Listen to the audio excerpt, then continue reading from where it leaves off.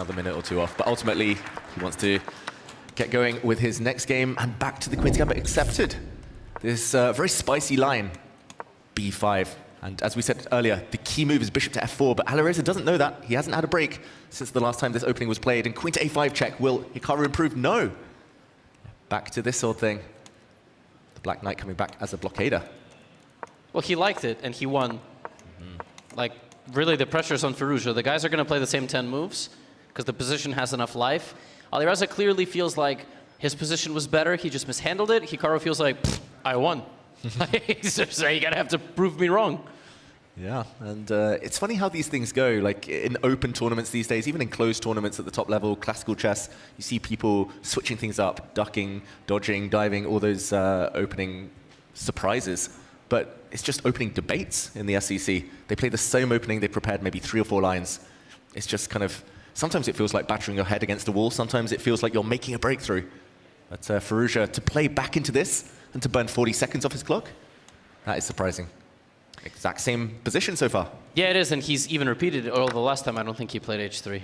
Yeah, right. That's new. He plays directly in the center now. But like David and I had already discussed, anybody watching who knows the Benko Gambit, Black plays b7, b5 early in the game. He played it early in the game here too, just totally different circumstances, and he never even lost a pawn. Like in the Benko Gambit, you're down a pawn. Here, Black will play rook b8, and knight e5, knight c4. This is a position Hikaru definitely will have a feel for. I think he plays a lot of these positions with the bishop on g7, modern, King's Indian. This is really up his alley. Yeah, it's something you said earlier. It's just the ease of ideas. Like, just, wow. I mean, if White's having to play moves like that, yes, it might be good, but it's going to burn time. It's going to feel awkward. Queen on h2. He's just trying to gain time against this knight. And, ooh, rook takes e5 tactics. There would be a flurry of exchanges, and at the very end, f6 would fork 2 pieces. But queen e6 check is now stopped, because on the previous move, that would have been all possible, right? So the knight on d4 covers and then king h1, there was also knight f3. There was knight f3. That was a nice little idea.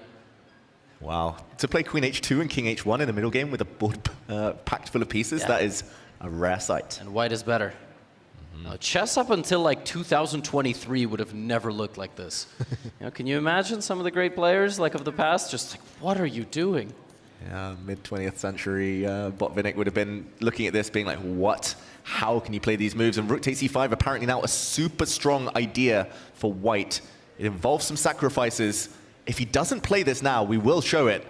But he has to go for something tactical before Black is able to create some serious counterplay now on the queen side. And I guess then the question is, what is the idea? Rook e5, bishop e5, queen e5, f6. Do you just sack the bishop? Because literally, what else can you do? Yeah, apparently you move your queen in that position and then play d6, bishop c4 check. It's crazy. But there's absolutely no chance. Like if he finds this, he might even win the match. Yeah, okay, like... No chance. Yeah, he had to sack his rook and then make a defensive move, which was an offensive move. Queen... Apparently every move is good here, but this is the computer saying queen to e4, pawn takes, and d6, opening up lines for the bishop. This is superhuman chess.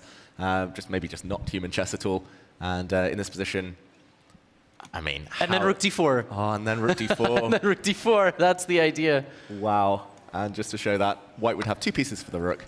And due to a pin here, would just be winning. Clearly, both players showing a catastrophic abnormality of their chess skill, not finding this.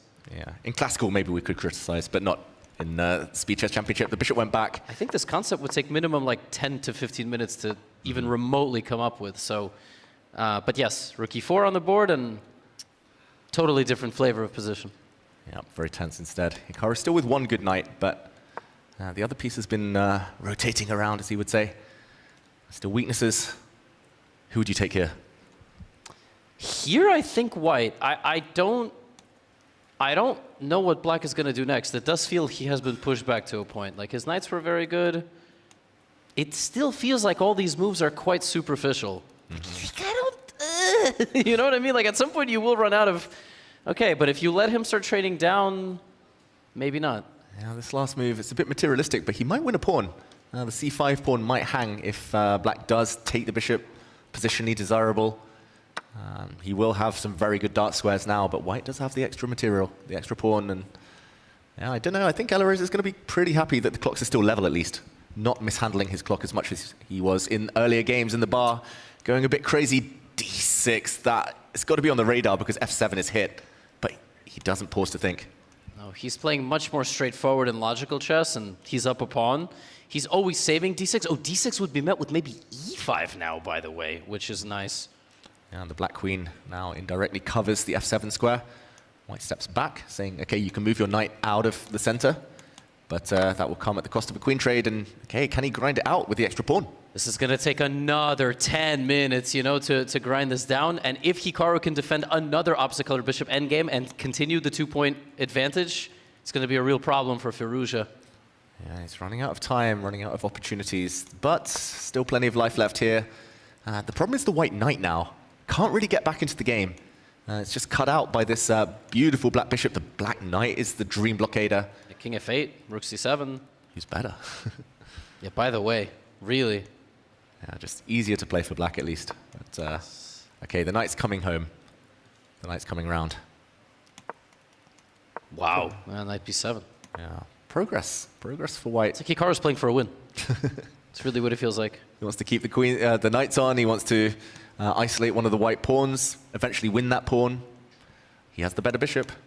The white bishop staring at a wall of its own pawns, and there we go. Gives it back. Oh, classy moves there from Alireza. Finds it just at the right moment. 20 seconds on the clock, but a positional pawn sacrifice. Opens his bishop, gets an incredible knight outpost and an outside pass pawn. Oh, that was a beautiful transition. Without that pawn sacrifice, yeah, he would have been struggling to break through. Now, this pawn is a beast.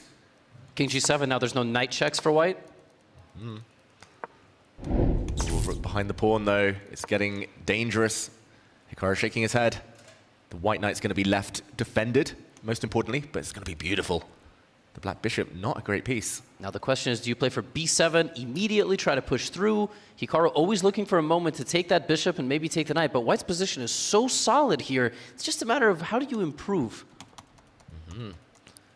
At some point, he's going to push. There we go. Now the black rook cannot team up with its other rook to attack it. He's going to have to go back, and the knight retreats.